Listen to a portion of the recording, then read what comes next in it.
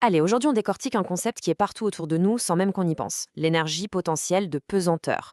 En gros, c'est une sorte d'énergie cachée, stockée dans un objet et qui n'attend qu'une occasion pour se manifester. Alors, prêt à voir comment ça marche? C'est parti.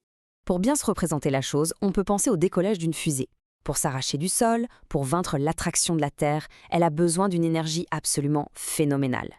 Bon, une partie de cette énergie, on la voit bien, c'est l'énergie liée à sa vitesse, son mouvement. Mais il y a autre chose. Plus la fusée grimpe, plus elle emmagasine une autre forme d'énergie. Une sorte d'énergie en réserve, juste parce qu'elle prend de l'altitude. Alors c'est quoi cette fameuse énergie cachée, cette énergie de position? Ok, rentrons dans le vif du sujet. Cette énergie stockée, elle a un nom bien précis, et c'est tout l'objet de notre analyse du jour. Alors voilà la définition qu'il faut retenir. L'énergie potentielle de pesanteur, qu'on note EP, c'est tout simplement l'énergie qu'un objet possède grâce à sa hauteur par rapport à un point de référence, en général le sol. C'est vraiment une énergie qui est là, en attente, prête à être utilisée. L'idée est en fait très simple. Prenez un livre posé par terre. Son énergie potentielle est quasi nulle. Maintenant, ce même livre, si on le met en haut d'une bibliothèque, eh bien il a accumulé de l'énergie potentielle. Plus il est haut, plus il en a. C'est juste ça, la différence, le potentiel. Alors, qu'est-ce qui fait varier cette énergie? En fait, il y a trois paramètres. D'abord, la masse de l'objet, logique.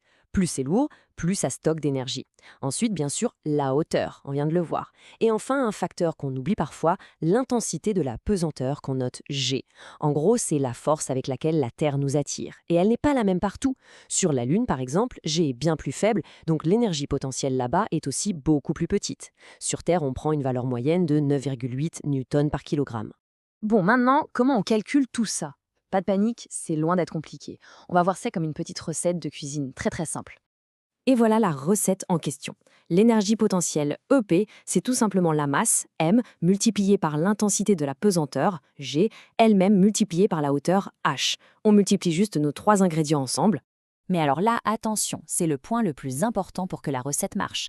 Il faut utiliser les bonnes unités. C'est le piège classique. L'énergie, on l'obtient en joules. Mais pour ça, il faut que la masse soit en kilogrammes, pas en grammes, et que la hauteur soit en mètres, pas en centimètres. Ce sont les unités du système international et c'est non négociable. Allez, assez de théorie, on passe à la pratique.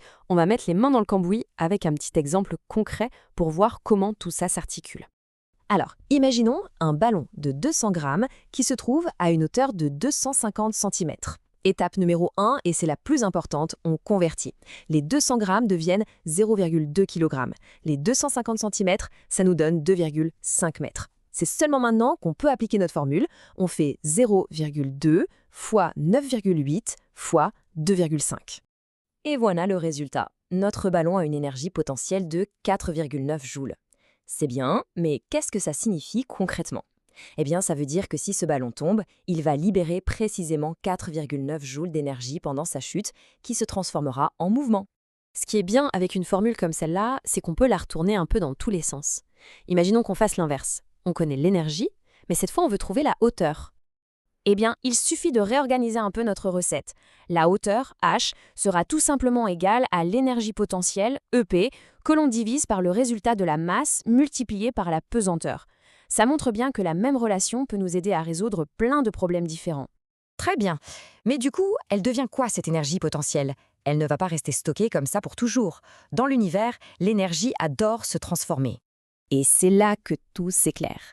Quand notre objet en hauteur commence à tomber, son énergie de position diminue au fur et à mesure qu'il perd de l'altitude. Mais attention, cette énergie ne disparaît pas.